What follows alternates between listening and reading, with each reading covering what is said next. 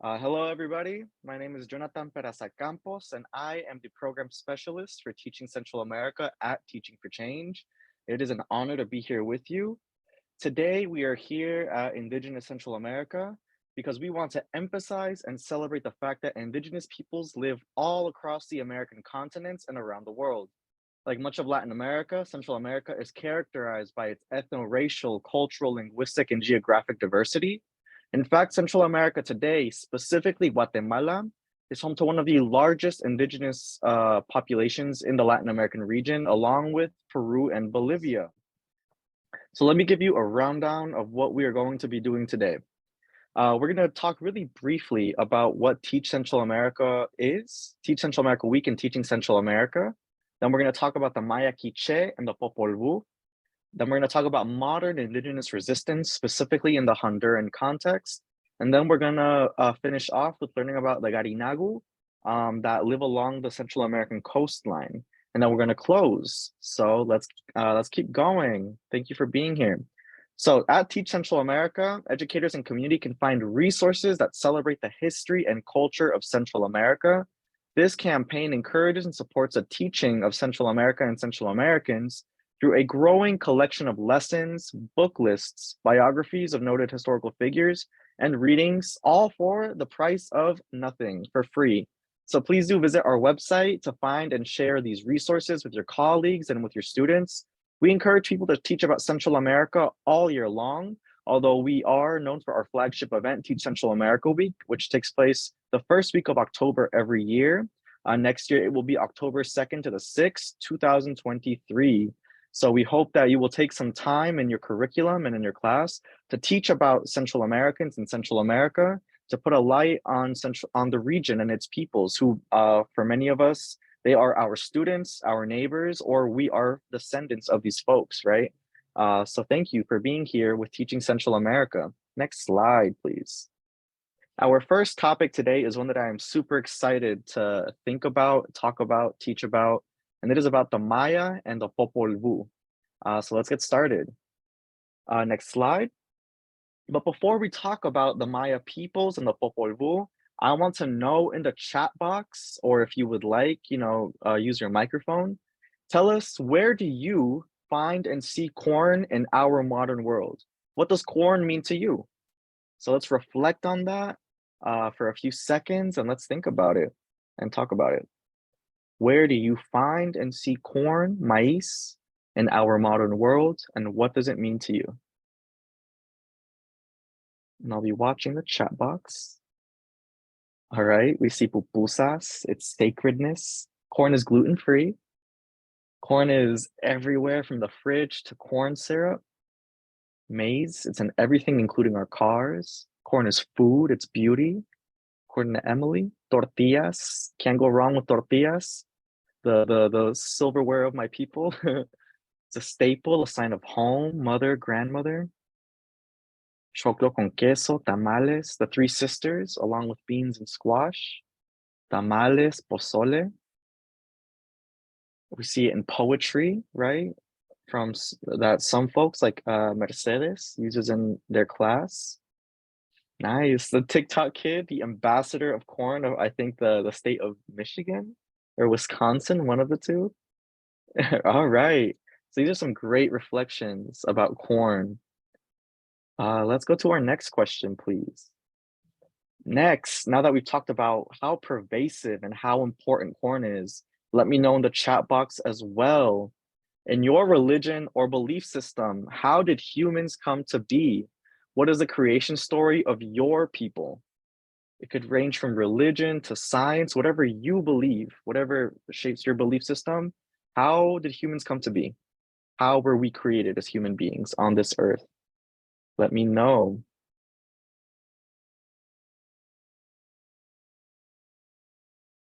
So folks are talking about Mother Earth, people of the corn. We are stardust, says Noel. Turtle Island. God, the Christian God, I'm assuming, right? Evolution, people are baked. Adam and Eve, Turtle Island. A supreme being, says Eliana. Lenape and the creation story, as Earth as Turtle Island and the Star People. Some very interesting creation stories, and I love the diversity of stories. The Torah talks about Adam and Eve for those of us from the Jewish faith. Thank you, Rachel. All right, let's move on to our next slide. Thank you, everybody. In the Bible, right? The Bible is a key creation story for, for folks on this side of the world, right? So let me introduce you to the Maya Quiche's interpretation of the importance of corn and its sacred qualities and where humans came from. So the Maya Quiche were one of the most dominant kingdoms and peoples of what is known today as Guatemala. And the Popol Vuh is a text that is ancient and so important to these people who are still with us today, right? Indigenous peoples are alive, kicking, struggling today. But the ancient Quiche Maya and their text, the Popol Vuh, is just as important as the Christian Bible, the Jewish Torah, the Quran, the Ramayana, right? It is a sacred text that tells a story of the people, and the Popol Vuh roughly translates to the book of the community. And we can see it as a sacred text as much as these other texts that we do know about widely, right? And so I want us to watch this video clip that tells us the creation story of the Popol Vuh, and I want you to reflect to yourself in the chat box. According to this video clip and narrative, what is important to the Maya Quiche people? What do they believe? And we're seeing some more knowledge in the chat box as well about the Popol Vuh, and we're going to learn a little bit more from the Popol Vuh itself. Let's play the video. I want to hear your thoughts. This is one of my favorite stories of Indigenous stories. So let me know in the chat box. What is important to the Maya people? What do they believe? What were your just general thoughts as well? And the Popol Vuh is specific to the Quiche Maya people, or the Maya Quiche. But it is, in kind of the pan-Indigenous identity that's been created in the last few decades, right? As a social movement, it's kind of been claimed by just pan-Mayan people, right, who have unified across ethnic lines. Yeah, it's a great story. The twins duality, the number 2, is very important to the Maya people. If you want to bring in numeracy, mathematics, right? And Stephanie says, I had no idea corn was so valued. And it's a historical fact that without corn, the the Aztec Mexica civilizations, the Inca civilizations, the Mayans, and the many other indigenous groups of what we know today as Latin America, they would not have survived and thrived in that way, right? And Rebecca, you make a really important point about 6 days of creation, people of the mud, the Great Flood. There are stories, ancient cultures, and cultures with us today that talk about a giant flood that wiped out humanity, right? And there's archaeological evidence to kind of support a devastating flood to humanity, right? And so there's a lot of connections between cultures that you can kind of do some comparative work around. But I work with a lot of Latino students, right? I work with a lot of Latino students, mostly of Mexican, Central American descent. And I always ask the question, like, kind of a similar question as I asked earlier, where do you see corn in your lives? What role does corn play? And of course, the kids bring up food from home. They bring up pozole, tamales, pupusas, right? So, in the spirit of being culturally relevant, start with their knowledge first and let them tell you how important corn is in their diets and their lives. And then bring in that connection to, hey, this is ancient, this is sacred. We, in fact, are people of the corn. Latinos, many Latinos at least, are people of the corn, hijos de maíz, as some Latin American, Central American literary icons would call ourselves, right? So, you bring up an important point, Jesse, to study artwork alongside this, because as you can see, artwork is crucial to telling this narrative. And so something that I like to do with my students as well is, after we watch the video clip, we read the transcript that is provided by the Smithsonian, and which we will also link in the chat box. But I have them read the story after we've seen the video, and then I tell them, hey, pick your favorite scene from this narrative and draw a picture depicting your favorite scene from the Popol Vuh creation story. And studies show that when students are able to engage their visual literacy, right? Because literacy is not just read print text on paper. It is, how do you read the world around you? How do you read your own experiences? How do you interpret art, video, right? when kids are allowed, or when students rather, are allowed to use their visual literacy skills, it makes their print literacy skills even stronger. It helps them with their comprehension so much more. So I definitely encourage engaging in artwork as well, and using, visual literacy, using your students' art skills, those of them that are artists, to tell the story themselves and put their pictures in chronology, right? To think about, story arcs and whatever other standards you need to teach. So I love this story. The Popol Vuh is one of my favorites, and I'm so glad I got to share it from you. And if we go to the next slide, I want to show you where we got this from. Could we please go to the link? And so this video was actually produced by the Smithsonian's National Museum of the American Indian. As you can see, it's that link right there, the creation story of the Maya.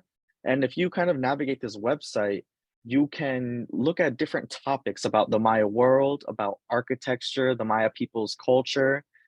This is an amazing website provided by the Smithsonian's National Museum of the American Indian. And if we go up, there is a link for teachers where you can find resources, activities, lesson plans ready to use in your classroom. And so, yeah, please check it out. And this is really great for science and math teachers to use in their classrooms as well as social studies, language arts. There's so many ways that you can teach about the Maya world and Maya people today. And so I really encourage you to explore this website and use some of these ready to go activities and lesson plans that are also linked on our website. And let's go to the next slide, please. And if you work with younger students, I really encourage you to check out a book from one of our advisors at Teaching Central America, Don Mario Bencastro. He wrote a book called El Niño de Maíz, The Boy of Maize. It is bilingual.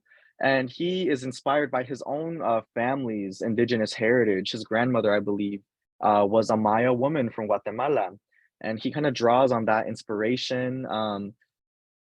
He drew on that inspiration to write that children's book. And then the Popol Vuh, a retelling by Ilan Stavans, a very prominent scholar of Latin America and Latino culture and literature.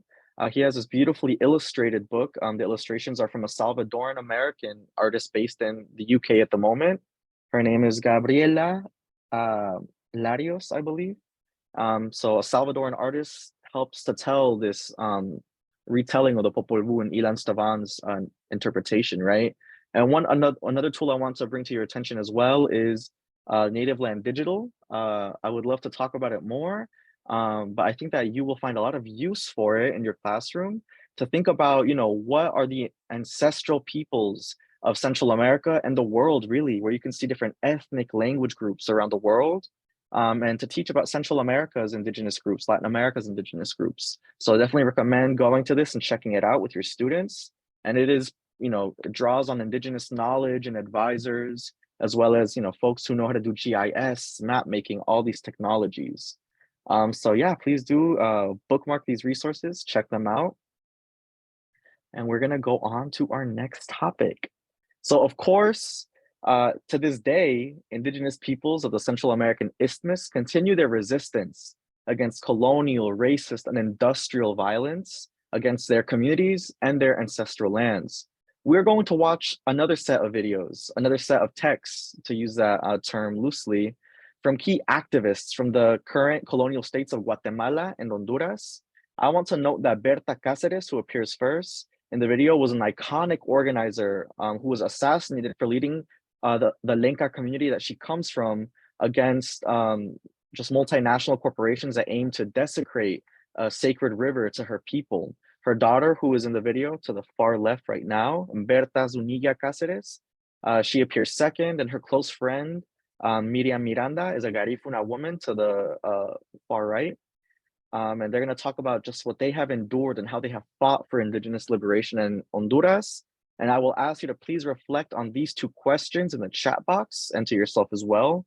What struggles and issues are indigenous peoples experiencing today?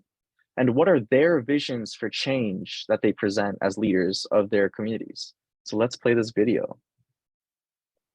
So as you can see, these are some powerful, powerful figures in modern indigenous liberation struggles. Berta presente. Berta is with us right now. Berta is present with all indigenous peoples around the world fighting for their land, for their people. May she rest in power. But I want to know from you, to engage our own reading comprehension, what struggles and issues are Indigenous peoples experiencing today, according to the Cáceres women and Miriam Miranda, and what are the visions for change that these leaders present? What did you learn from these texts that you can use in your classrooms as well? Take some time to think about that. So Michael is starting us off. Usually we hear the argument that stable governments support and sustain capitalism. This is the first time I've heard someone point out that political instability actually benefits those who aim to exploit people and the environment. So you're making some links between political economy and in particular capitalism and the values it upholds, while these values, this system is at somebody else's expense, right? And in this case, to Anna's point, the exploitation of indigenous land and resources. And a lot of us don't know about these struggles, Stephanie, which is a shame, especially when these are some powerful struggles against powerful forces that are kept out of the media, are kept out of the curriculum, but that's why you're here, right? To help repair that omission of information. Land rights is a big topic as well. Continued dismantling of the state, proposes Adrian, keeping countries in that place of brokenness so that systems can be manipulated and influenced for natural resource extraction, preservation of natural resources. Indigenous communities want to ensure their future existence and to fight against over 500 years of genocide and displacement, and to continue to fight in the ways that Berta and Berta Zuniga Cáceres have, and Miriam Miranda. Wow, so powerful, And see, Ruth says the government, as a result of coups, are sustained by military force and creates a state of fear and violence. If you ever teach about, the Cold War and world history or U.S. history, please look at the wars of Central America in El Salvador, in Guatemala, and Nicaragua. Emphasize indigenous struggles in Guatemala, where there was a massive genocide during the 70s and 80s of indigenous peoples by the Guatemalan government. So yeah, please do continue to read up on these folks. Use Teaching Central America to guide you in that as well. Shane brought up 1930s El Salvador. There was a massive genocide as well, called the Massacre of 1932, La Matanza in Spanish. So these are some great, thank you for engaging in our visual literacies and our political literacies in this activity. So let's keep moving. Let's talk to each other now, actually. So we are going to do some conversations. I will take off my mic and you will talk to each other, learn from each other. We're going to break out into breakout groups. So I had a chance to circulate through the rooms along with Eileen, and I heard some amazing perspectives, some amazing ideas. So, please share the love, share the wealth. I would love to hear some of y'all come off mic, I mean, or you could post in the chat box as well. Share what you learned. How would you teach this, or what you discussed, I mean. Share how you would incorporate this content or other content in your classrooms or in your educational spaces? And what are some solidarity projects that you have dreamed up just now that you would love to pursue? I'm trying to establish with the Department of Education here in Delaware I guess it would be more specific, would be Central American history. And so I'm setting it up with the Department of Education. I do need some help from you, Jonathan, on how to proceed with this and content, process, strategies, those kind of things.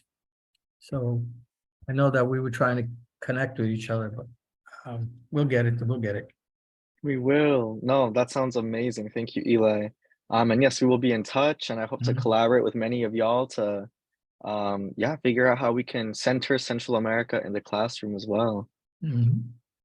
Yep. Let's see. Elizabeth says, I would like to know more about the Pipil and Lenca people. And one kind of, so just to add a little nugget of knowledge, Pipil is not used so much anymore as much as Nawat, Nawat, or Nahuat. It's kind of like a history of the colonizers label versus what the people call themselves, right? So the Nahuatl versus the Pipi, that's kind of a debate around identity happening right now. The Lenca peoples, we have to, and those are, more specific to El Salvador, or what is not known today as El Salvador. So that's, we would love to, there's actually a chat in Spanish, if you know Spanish, about the Nahuatl people linked on our website, Teaching Central America, if you're interested, and for Spanish teachers out there as well. We're going to do some home visits to introduce ourselves and from the families. What do they know? What do they want their children to learn more about, says Mercedes. An amazing, culturally relevant, community-based practice. Shelly says we want to do some storytelling events about Afro-Latinos and Afro-Americans. And I'm glad you said that because that's what we're going to talk about next, right after this activity. So yeah, Nawat. Thank you, Keisha, for emphasizing that. We're gonna supplement Eurocentric curriculum for more Indigenous perspectives, voices, text, media.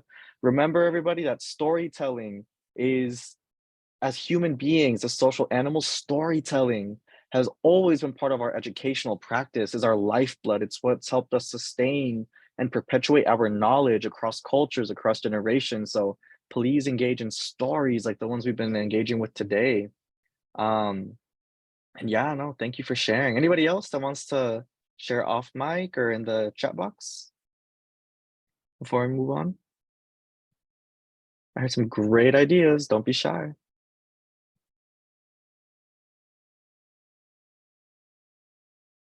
All right, let's keep going. Thank you, everybody. And so we are talking about the indigenous peoples of the Americas, but indigeneity is a complicated concept, a complicated identity, right? Different indigenous groups. When we have a lot of indigenous peoples actually coming to our border or to the border, right? That's not my border, coming to the border. And they're becoming a part of our classrooms, they're becoming a part of our communities, specifically from Guatemala, the western part of Guatemala, where a lot of Maya people are coming in from, right? And so, it's really important to think about the complications of calling all these people from Latin America Latinos when certain people are like, I'm not Latino, I'm Mayan, or I'm indigenous. But then there are people who have an ever evolving identity. And one of those folks are the Garinagu, which is plural for Garifuna.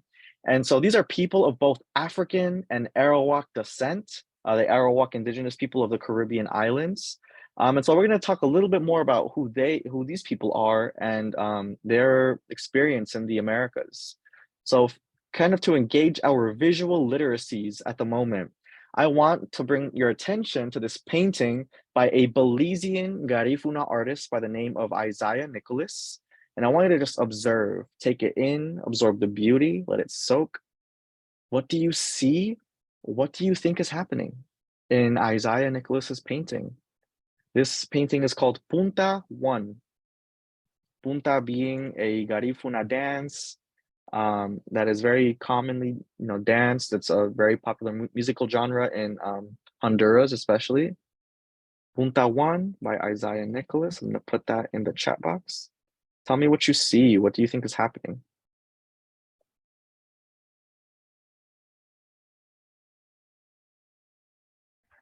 Well, I see this is fantastic because what I see here is what we call a bate in Puerto Rico, where we have the people from the Lois Aldea community, which is African heritage, concentration of Latino Africans there, and they have the drums and they have the dancing, and it brings the same thing. So we have similar cultures throughout our countries. Mm-hmm. Now you brought up, so you got some other Boricuas in the house showing you some love, right? There's a lot of, African culture present here. We see these in African American studies and in African studies, they call it African cultural retention, which was a resistance strategy that enslaved people used to sustain their home cultures, their traditions, despite the social death that slavery aimed to perpetuate in these peoples, right? So, you know, you're talking about African cultural retention, the ways that Black people across the diaspora in Puerto Rico, and in this case, Garifuna people in Belize, the ways Mhm. that they're, you know, that they've really centered that. I love that point. And we see drums, we see colors, we see joy, intergenerational celebration, some amazing comments, right? A lot of, and this is the tropics, it's hot, right? And these are very colorful, joyful people, right? Mhm. We see Yeah. Iliana saying, the attire reminds me of people dancing El Palo de Mayo, which originated in the Caribbean coast of Nicaragua. Shelley says this is especially important because during the slave times and the masters try to keep them from singing and dancing. So culture as resistance. I love that point. The heartbeat is the drum. It calls and answers. Amazing, amazing. So let's go to the next slide to get a little bit more context. So this is from the Belizean context. Now we're gonna learn a little bit about the Garifuna of Guatemala. And I want you to reflect on similar questions, you know, what do you learn from this video to practice our comprehension? What do we learn from this video? What is the history, the cultural traditions, the language of the Garifuna people or the Garinagu? So let's play. So what did you learn, friends? Adrian says that you're curious to trace some of the musical and dancing traditions to Africa. And the Garinagu are super proud, right, to be descendants of enslaved Africans who freed themselves, and later, you know, they intermingled with the Arawak people of the Caribbean islands. Saint Vincent is the island and kind of the folklore, the historical retelling of the Garifuna. Um, but yeah, just the Garinagu created their own culture, their own language through the mixing of West Africans who were kidnapped from the continent of Africa, who mixed with the Arawak indigenous peoples, and a new people were born in a way, right? And that's something that they're very proud of. And they were exiled from the Caribbean islands by the British, story goes, and that's where they settled along and we're gonna see some maps. They settled along the coastline of what is now Central America. And we see these dances in places like Nicaragua, where there's a prominent Garifuna community. I'm sorry, I'm driving, so I would like to say something because I can't write it right now. Please. Okay, thank you. So one, I just wanted to offer a resource because I've been teaching for 25 years, and my first year teaching is when I met Garifuna student and I learned about their culture. And I have also visited there. I've been to a village in Honduras called Bay, and I have learned like so much from my students about the culture. So one thing that I think is important to know is that this is an African American history that does not involve slavery. And even though it was kidnapped people in the boats, by the time they got to the island and they mixed with the Caribs, they fought off the colony, the colonials, the French and the British for over 200 years. And this is a history that we don't hear about that ever. And because I'm an art teacher, I'm sorry, this is a little long-winded. I'm an art teacher, and I did bring a Garifuna group to our school to perform. And I realized, you know, this culture, we know about this culture because of their art, because their dances and their singing retell that story. And it came to my head that I bet you there's a lot more stories like that that are lost, that break that narrative that every Afro descendant has a story of enslavement, which we find out isn't true. But I wanted to say to share one resource is a book called The Black Carib Wars. And if anyone is interested in learning the language, I have taken a class, and this class is on, it's actually tonight and it's on Wednesdays, and it's an amazing language, an amazing teacher, and I can pass on that information to you guys if you're interested, if anyone's interested. And thank you for giving me that time. I'm sorry to talk so long. No, don't be sorry. Thank you for taking the time to drop an essential point that we should be teaching not just histories of enslavement, but also histories of free Black people, right? We have to get away from this narrative that every Black person was a slave. There are communities like the Garinagu, and we heard that in the video as well, that they are proud that they were not colonized. They are proud that they were not enslaved in the ways that other members of the diaspora were, which is an important history. But we have to help our students see themselves as free people, as people who were more than capable of liberating themselves and living in the possibilities of freedom, right? So thank you so much for that point. And there was a question in the chat that I wanted to address really quickly. Michael asked, I'm assuming that this part of Central America, since it wasn't affected by colonization, isn't influenced by colorism. And unfortunately, Latin America, along with the US, along with all colonized places, do suffer from consistent systemic racism and colorism. And so, I mean, we saw in the video earlier about the leaders in Honduras. Miriam Miranda, she's from a Honduran Garifuna community, and she's a very prominent activist in the Garifuna Honduran community. And she talks a lot about the racism, right? You are discriminated against because you are indigenous and you are Black.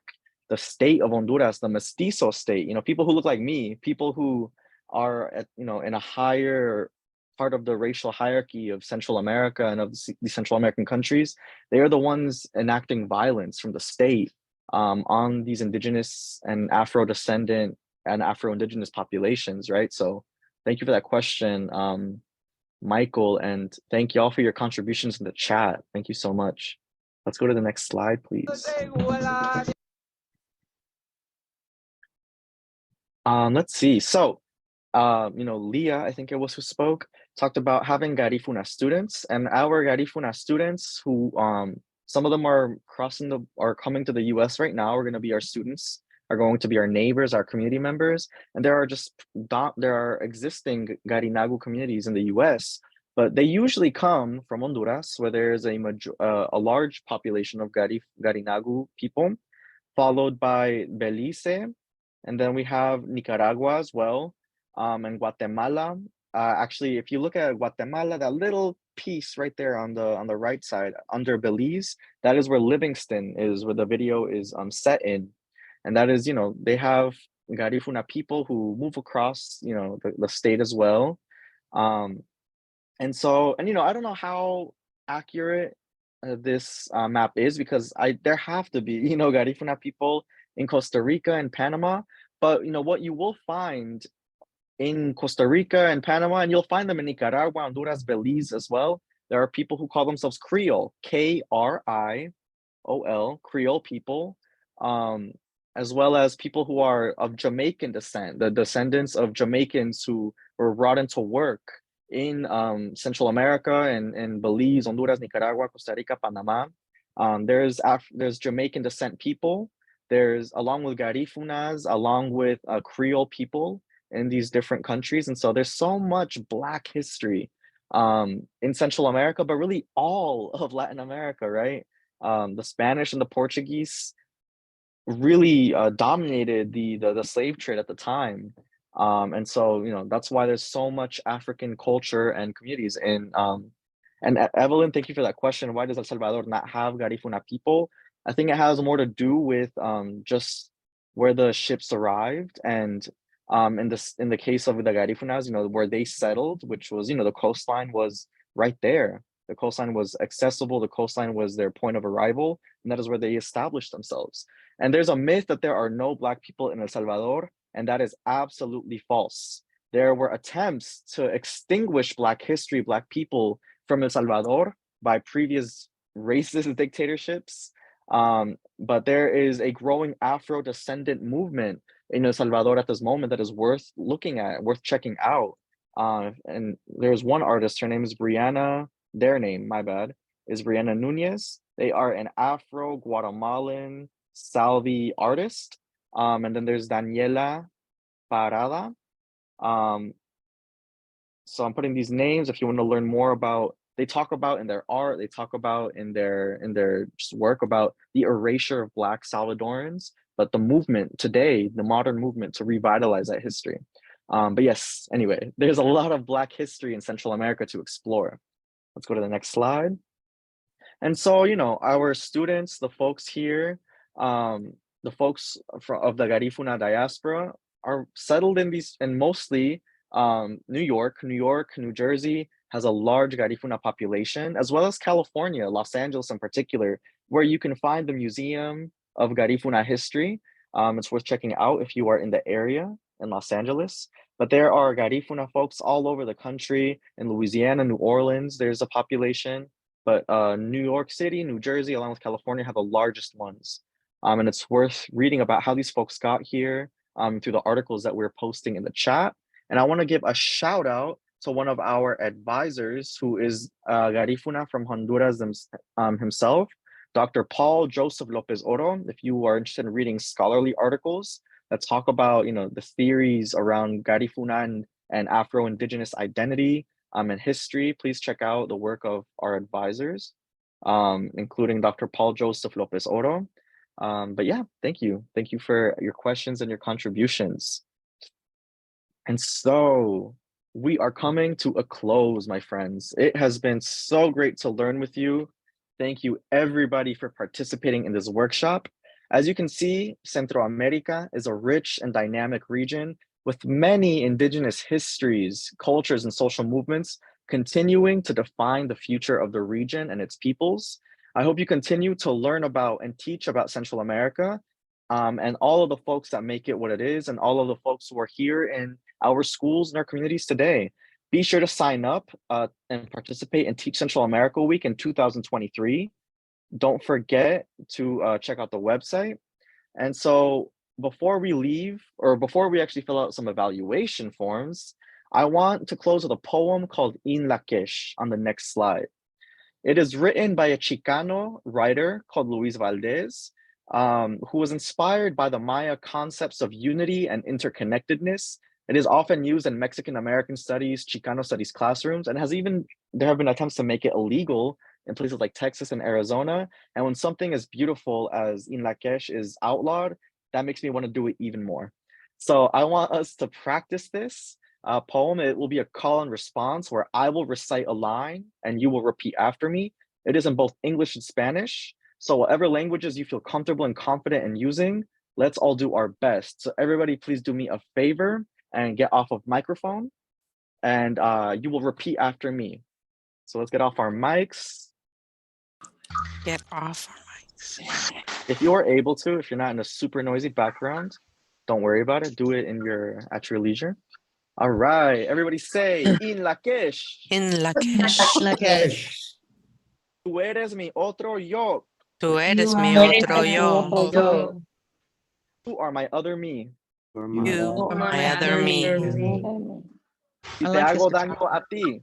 Si te hago daño a ti. I do harm to you. If I do harm to you. Me hago daño a mí mismo. Me hago daño a mí mismo. I do harm to myself. I do harm to myself. Si te amo y respeto. Si te amo y respeto. If I love and respect you. If I love and respect you. Me amo y respeto yo. Me amo y respeto yo. I love and respect myself. I love and respect myself. Thank you, everybody, for your time, and have a great day. Stick around to fill out the evaluation form that is in the chat. Do not leave without that evaluation form, so I know how I did today and how our team can continue to support you. And I will stick around after 8:15 if anybody would like to ask questions, keep talking. But have a great evening. Thank you for being here, and I look forward to collaborating with you.